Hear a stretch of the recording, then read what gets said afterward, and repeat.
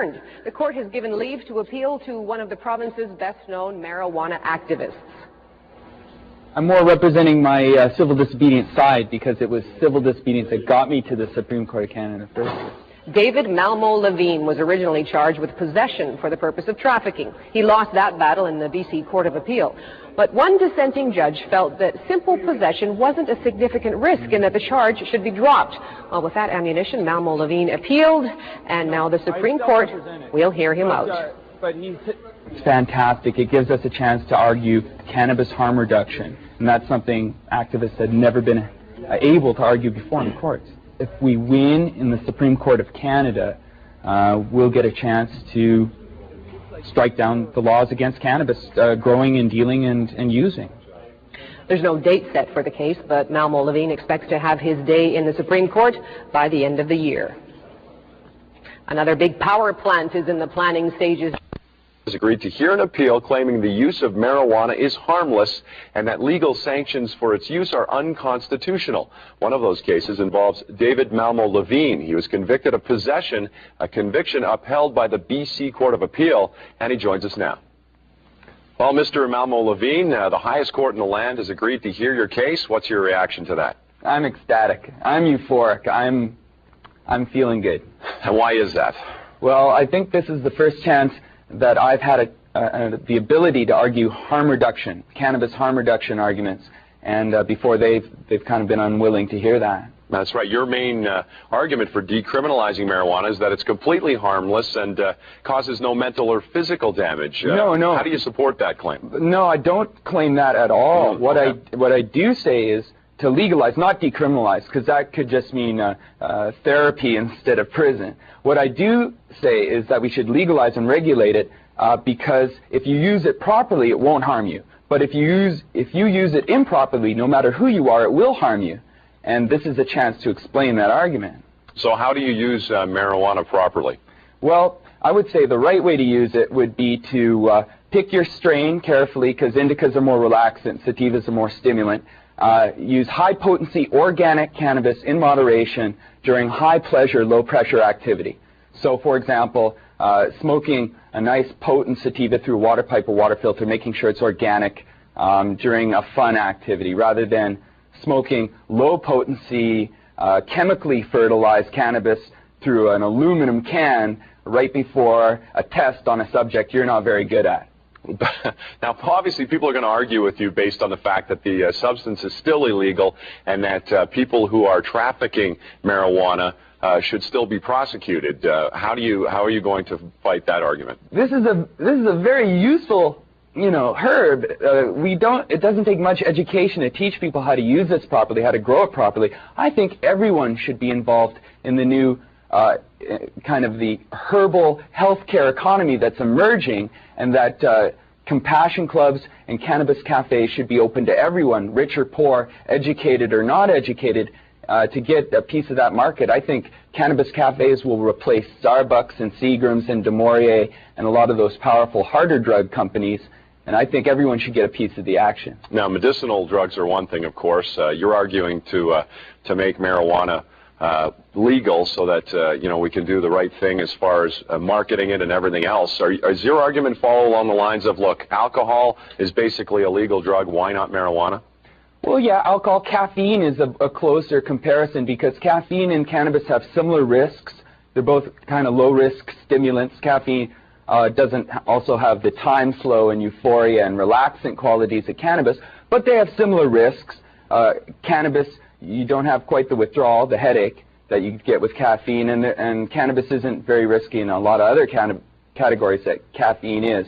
But yeah, I'd like to have all the same rights as caffeine users and caffeine dealers one day. Now, at least one Ontario MPP is supporting your drive to have anyone convicted of possessing even small amounts of marijuana basically pardoned. Do you think that you're a lone voice in the wilderness, or do you think that this movement is gaining support? Oh, there's a huge snowballing effect in Europe, for example, where first Holland, then Denmark, and now Belgium and Switzerland are allowing cafes. There's an emerging soft drug tourist industry in those countries, and I think it's inevitable that we'll finally just accept all drugs as not being good or bad. They can be misused or they could be used properly, and we could start learning that lesson with cannabis. Now, you're taking your message also into the political arena from a personal standpoint. What are you doing there? Well, I'm running for the BC Marijuana Party, trying to use that venue as another place to educate people about cannabis. And I'm also using the website. I belong to a group of people called Pot TV, and we're putting out stuff at www.cannabisculture.com. And I even make my own magazine called Pot Shot. So I'm staying busy educating people until I can get a chance to educate those judges. Mr. Malmo-Levine, thanks for joining us. Hey, thanks for having me. More education after our break. When we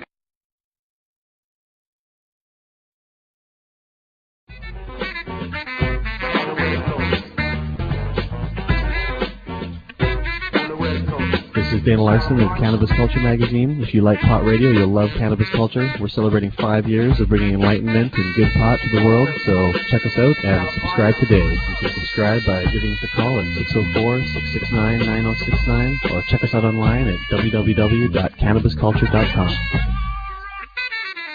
Live and interactive. This is Shaw TV.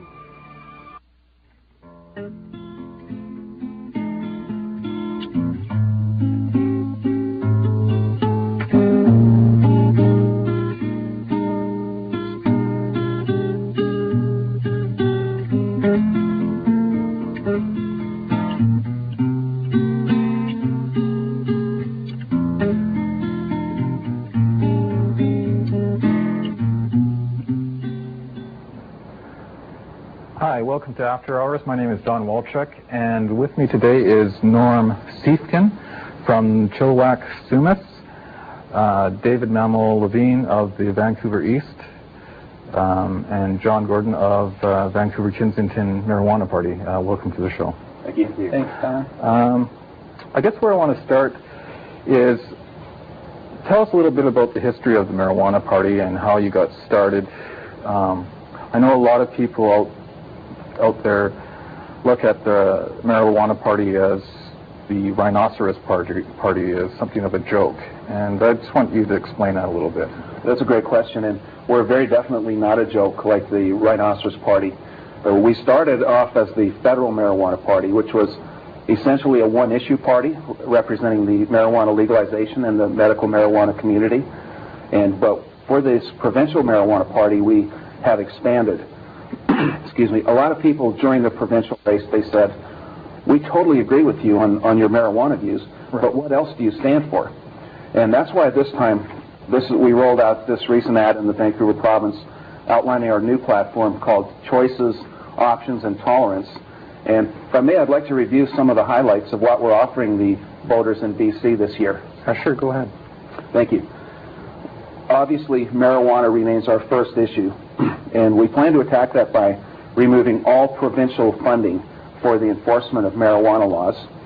We also have a long list of other issues not related to marijuana.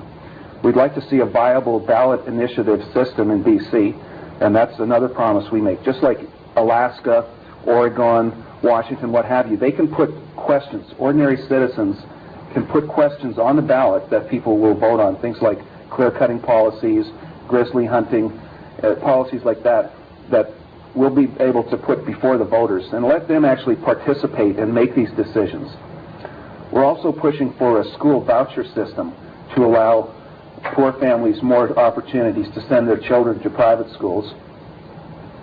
We plan to end street prostitution or severely limit it by licensing legalized, regulated brothels. That'll keep the kids out of it and eliminate the health aspects by providing regular testings for the prostitutes. We're going to strongly oppose U.S. police and military presence in British Columbia. Right now, there's hundreds, if not thousands, of so-called advisors from the DEA and American law enforcement working in British Columbia, actually flying on helicopters, pointing out which grow houses to bust and such. And we're going to bring that to an end. We also plan to bring in restorative justice and an emphasis on victims' rights. Regarding the firearms registration, we will not prosecute charges for non-registration of firearms. We will acknowledge the First Nations right to self-determination. We also promise no new taxes. And there's quite a long platform that we're offering, which, again, goes way beyond the marijuana issue, but those are some of the highlights of it. Okay.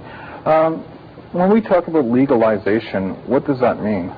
Does that mean that there will be a full marijuana industry the same way that cigarettes are manufactured? It just means that it'll be legal, but it's up to us to decide what it means.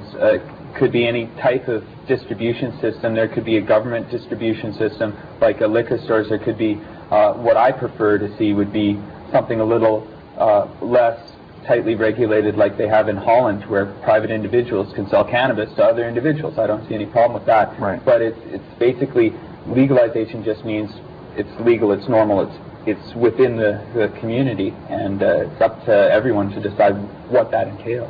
Yeah, so in Holland there's like 100,000 homegrown operations where people grow in their own home and then they sell it through a cafe, and the cafes are like neighborhood pubs.